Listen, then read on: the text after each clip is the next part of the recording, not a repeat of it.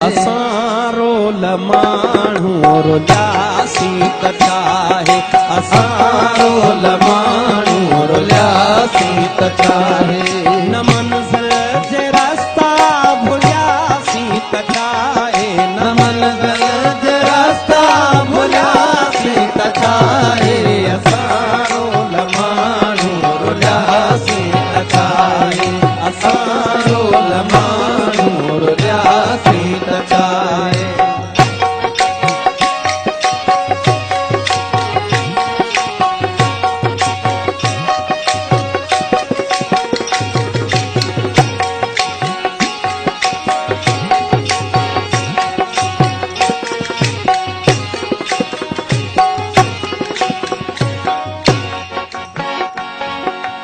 असां जे कॾहिं मन में मंदर हुजऊं हा, हसीनाऊं भेटा में ॿारनि हॾिया। असां या त मस्जिद जा महराब थियूं हा, पवन हा असां ते के सजदन जलिया।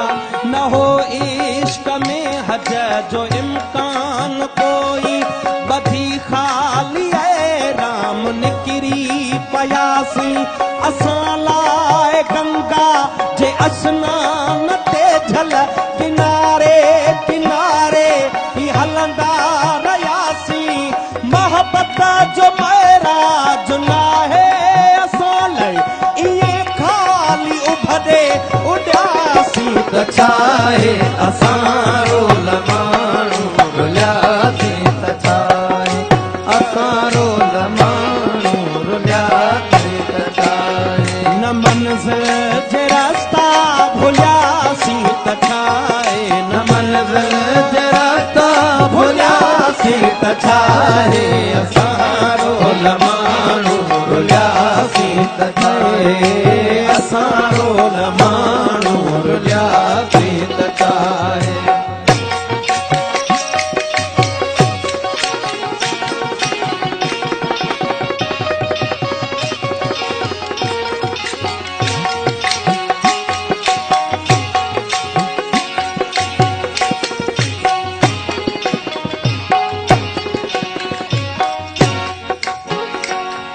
न मिलियूं वारनि खे खणियूं आङिरिन जूं, न ज़ुल्फ़नि मां आई हवा का ओठे जी।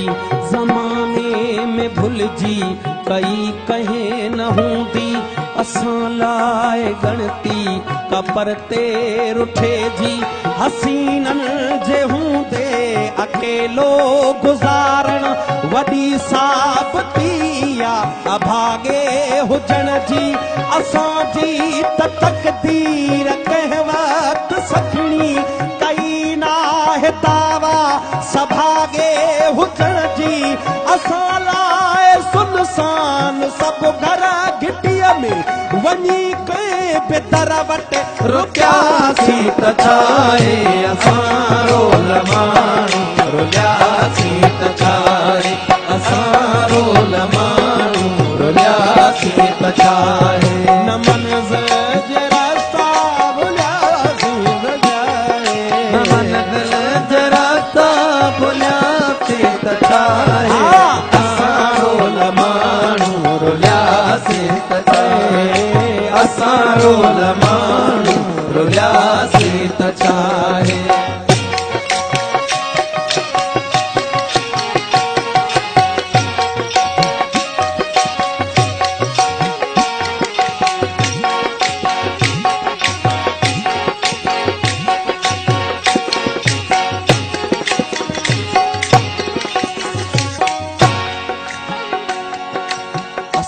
प्यार खां दूर मुआसी ओ जाना, खुदा तो न बख्शी तो जन्नत असांखे।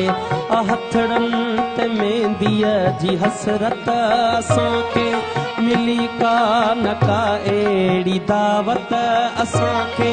रखी दर खुलियल जे ॾिसनि राह पंहिंजी, असांखे निगाहूं से हथ कोन आयूं।